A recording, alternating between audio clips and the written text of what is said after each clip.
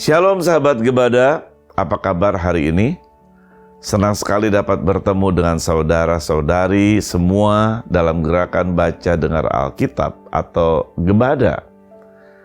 Bacaan kita hari ini diambil dari kitab Hakim-Hakim, yaitu pasal 13-15, yang mengisahkan kisah Simson, hakim terakhir bangsa Israel. Simson adalah sosok yang unik karena dari awal ia telah dipilih oleh Tuhan untuk menjadi penyelamat bagi bangsa Israel dari penindasan bangsa Filistin. Sebelum kelahirannya ia sudah dinyatakan sebagai seorang nazir, yang berarti ia akan hidup dalam pengabdian khusus kepada Tuhan. Namun kendati panggilan yang mulia, Simson tidak lepas dari kesalahan dan kelemahan manusiawi. Ia sering bertindak sesuai dengan keinginannya sendiri, bahkan mengecewakan harapan orang tuanya dengan beberapa tindakannya yang tidak bijaksana, seperti ketika ia menikah dengan seorang wanita dan mengungkapkan rahasia yang seharusnya tidak boleh diberitahukan. Meski demikian, Tuhan tetap menggunakan Simson sebagai alatnya untuk memberikan kemenangan kepada bangsa Israel. Simson meskipun memiliki kelemahan, diilhami dan dikuatkan oleh Roh Tuhan dalam melakukan tugasnya sebagai hakim.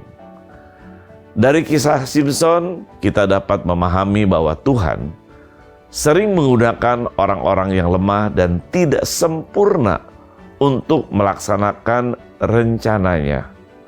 Hal ini mengingatkan kita bahwa kekuatan sejati datang dari Tuhan dan bahwa Ia dapat menggunakan siapapun yang bersedia untuk memuliakannya. Sekarang, mari kita merenungkan bersama-sama kisah Simson dalam Hakim-Hakim pasal 13-15 dan belajar dari perjalanan hidupnya tentang kesetiaan Tuhan dan pentingnya taat kepadanya.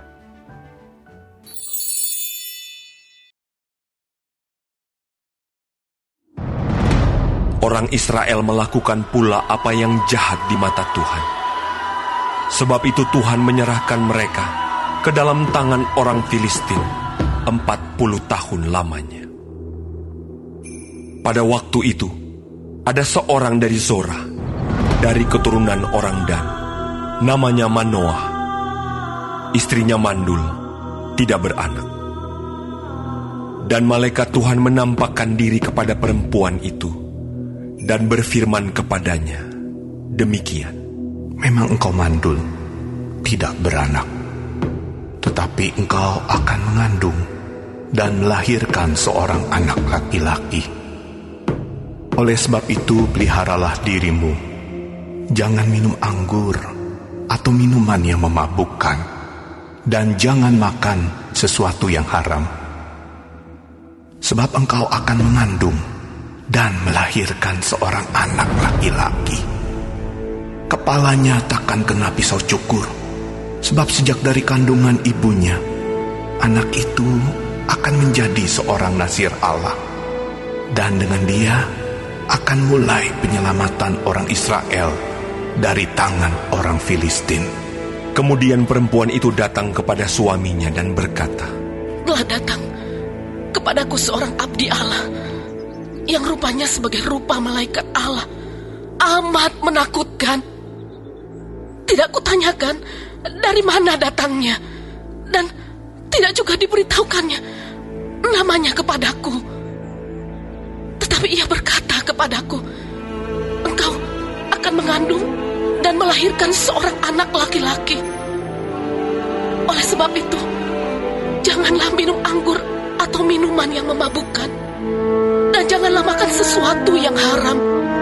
Sebab sejak dari kandungan ibunya sampai pada hari matinya, anak itu akan menjadi seorang nazir Allah. Lalu Manoah memohon kepada Tuhan. Katanya, Ya Tuhan, Berilah kiranya abdi Allah yang kau utus itu datang pula kepada kami dan mengajar kami apa yang harus kami perbuat kepada anak yang akan lahir itu. Maka Allah mendengarkan permohonan Manoah, sehingga malaikat Allah datang pula kepada perempuan itu ketika ia duduk di padang, dan ketika Manoah suaminya itu tidak ada bersama-sama dengan dia. Kemudian perempuan itu segera berlari, memberitahukan kepada suaminya.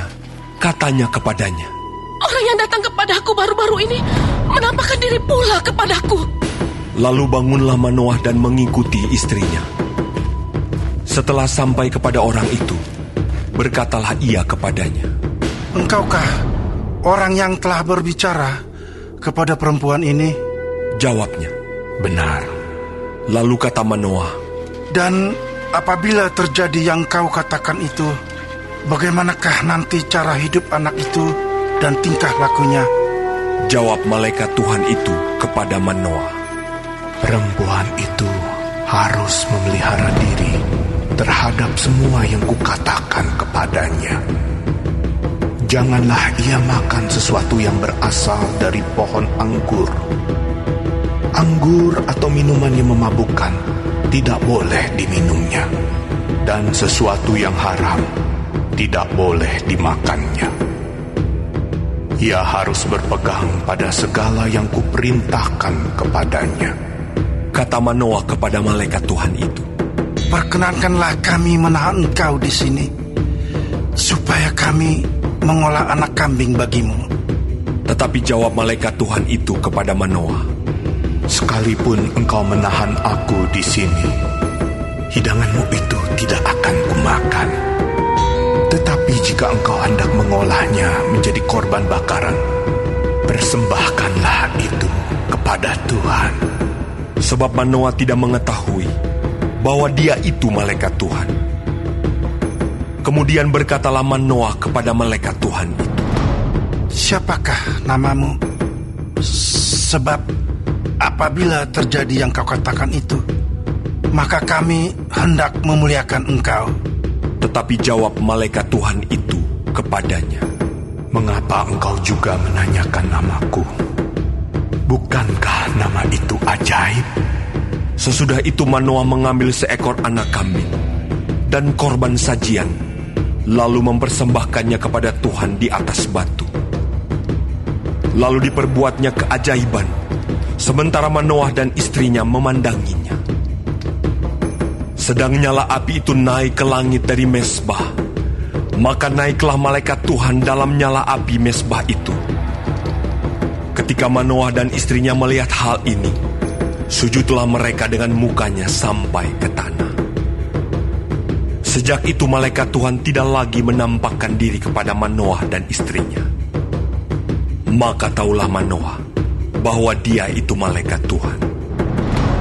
Berkatalah Manoah kepada istrinya, "Kita pasti mati, sebab kita telah melihat Allah."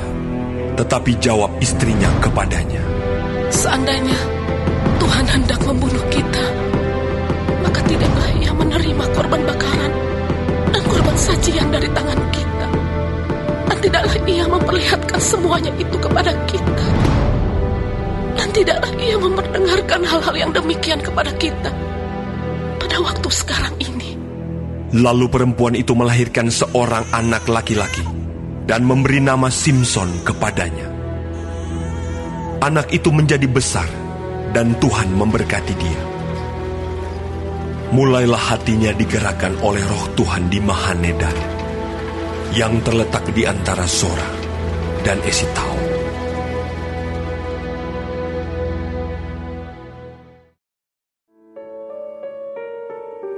Simson pergi ke Timna, dan di situ ia melihat seorang gadis Filistin. Ia pulang dan memberitahukan kepada ayahnya dan ibunya. "Di Timna aku melihat seorang gadis Filistin. Tolong, ambillah dia menjadi istriku."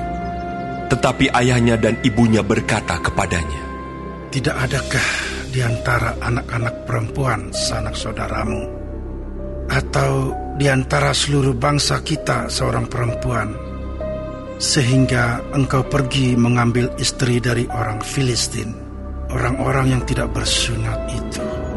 Tetapi jawab Simson kepada ayahnya, Ambillah dia bagiku, sebab dia aku sukai. tetapi ayahnya dan ibunya tidak tahu bahwa hal itu daripada Tuhan asalnya. Sebab memang Simson harus mencari gara-gara terhadap orang Filistin. Karena pada masa itu, orang Filistin menguasai orang Israel.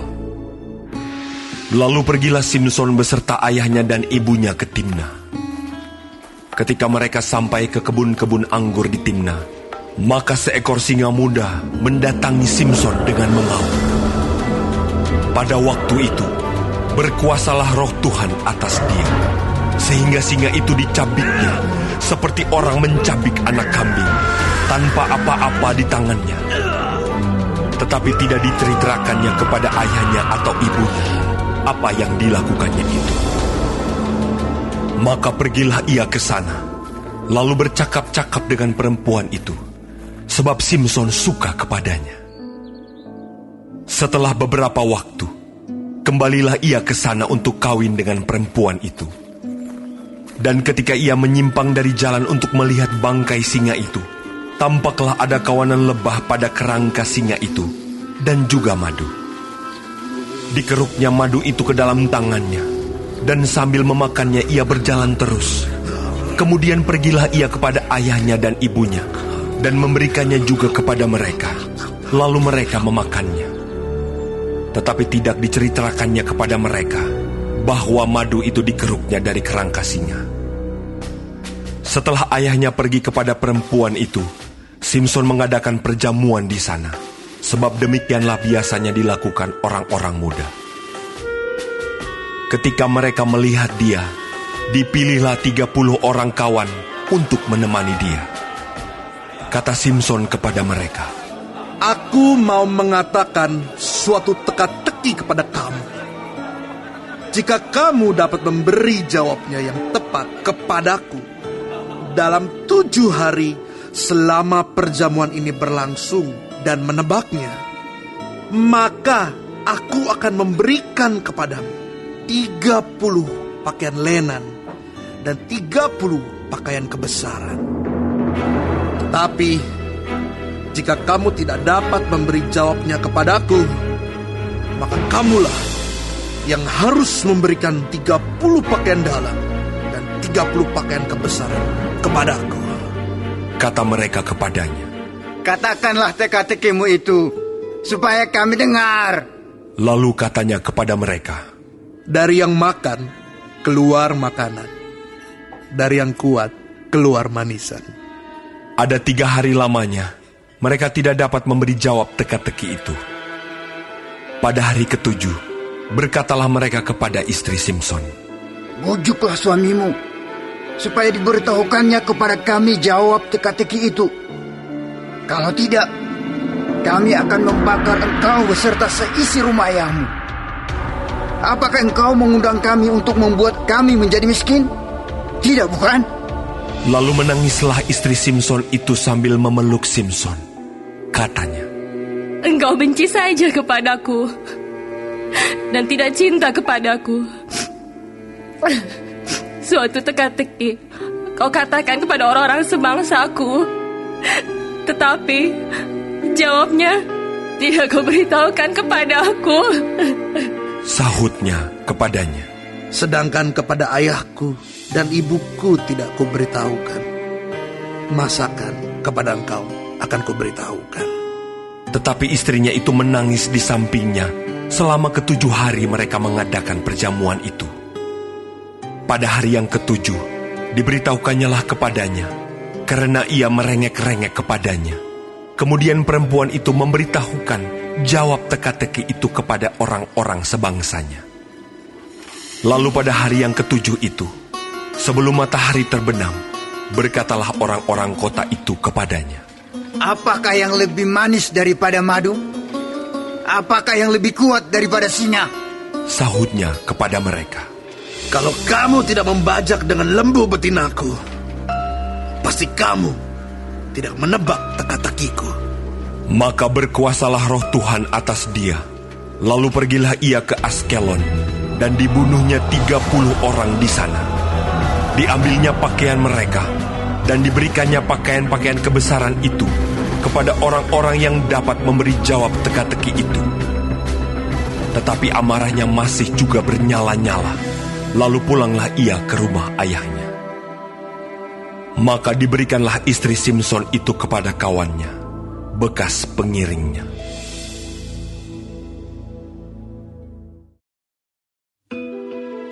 Beberapa waktu kemudian, dalam musim menuai gandum, pergilah Simson mengunjungi istrinya dengan membawa seekor anak kambing, serta berkata, Aku mau ke kamar mendapatkan istriku.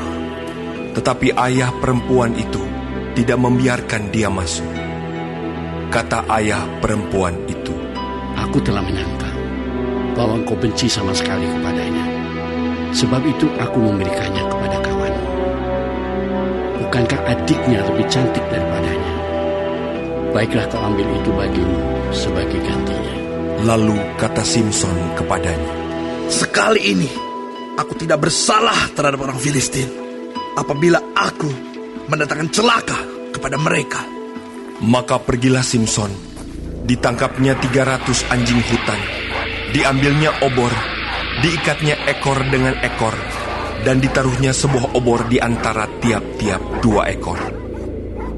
Kemudian dinyalakannya obor itu, dan dilepaskannya anjing-anjing hutan itu ke gandum yang belum dituai kepunyaan orang Filistin, sehingga terbakarlah tumpukan-tumpukan gandum dan gandum yang belum dituai, dan kebun-kebun pohon zaitun. Berkatalah orang Filistin, Siapakah yang melakukan ini? Orang menjawab, Simson, menantu orang Timna itu. Sebab orang itu telah mengambil istri Simson dan memberikannya kepada kawannya. Kemudian pergilah orang Filistin ke sana dan membakar perempuan itu beserta ayahnya. Lalu berkatalah Simson kepada mereka, Jika kamu berbuat demikian, sesungguhnya aku takkan berhenti sebelum aku membalaskannya kepada kamu. Dan dengan pukulan yang hebat, ia meremukkan tulang-tulang mereka. Lalu pergilah ia dan tinggal dalam gua di bukit batu etam. Lalu majulah orang Filistin dan berkemah di daerah Yehuda serta memencar ke Lehi. Berkatalah orang-orang Yehuda, Mengapa kamu maju menyerang kami? lalu jawab mereka, Kami maju untuk mengikat Simson dan memperlakukan dia seperti dia memperlakukan kami. Kemudian turunlah 3.000 orang dari suku Yehuda ke gua di gunung batu etam dan berkata kepada Simson, Tidakkah kau ketahui bahwa orang Filistin berkuasa atas kita? Apakah juga yang telah kau perbuat terhadap kami? Tetapi jawabnya kepada mereka, Seperti mereka memperlakukan aku, demikianlah aku memperlakukan mereka. kata mereka kepadanya, Kami datang ke sini untuk mengikat dan menyerahkan engkau ke dalam tangan orang Filistin. tetapi jawab Simson kepada mereka, Bersumpahlah kepadaku bahwa kamu sendiri tidak akan menyerang aku. Lalu kata mereka kepadanya, Tidak, kami hanya mau mengikat engkau dan menyerahkan engkau ke dalam tangan mereka. Tetapi membunuh engkau kami tidak mau. Maka mereka mengikat dia dengan 2 tali baru dan membawa dia dari bukit batu itu. Setelah ia sampai ke Lehi dan orang-orang Filistin mendatangi dia dengan bersorak-sorak, maka berkuasalah roh Tuhan atas dia, dan tali-tali pada tangannya menjadi seperti batang rami yang telah habis dimakan api, dan segala pengikatnya hancur tanggal dari tangannya. Kemudian ia menemui sebuah tulang rahang keledai yang masih baru. Diulurkannya tangannya, dipungutnya, dan dipukulnya mati 1.000 orang dengan tulang itu. Berkatalah Simson, Dengan rahang keledai, bangsa keledai itu kuhajar. Dengan rahang keledai, 1.000 orang kupukul. Setelah berkata demikian, dilemparnya tulang rahang itu dari tangannya. Kemudian dinamailah tempat itu Ramat Lehi. Ketika ia sangat haus, berserulah ia kepada Tuhan. Oleh tangan hamba-Mu ini telah Kau berikan kemenangan yang besar itu. Masakan sekarang aku akan mati kehausan dan jatuh ke dalam tangan orang-orang yang tidak bersurat itu. Kemudian Allah membelah liang batu yang di Lehi itu, dan keluarlah air dari situ. Ia minum, lalu menjadi kuat dan segar kembali. Sebab itu dinamailah mata air itu mata air penyeru, yang sampai sekarang masih ada di Lehi. Ia memerintah sebagai hakim atas orang Israel dalam zaman orang Filistin 20 tahun lamanya.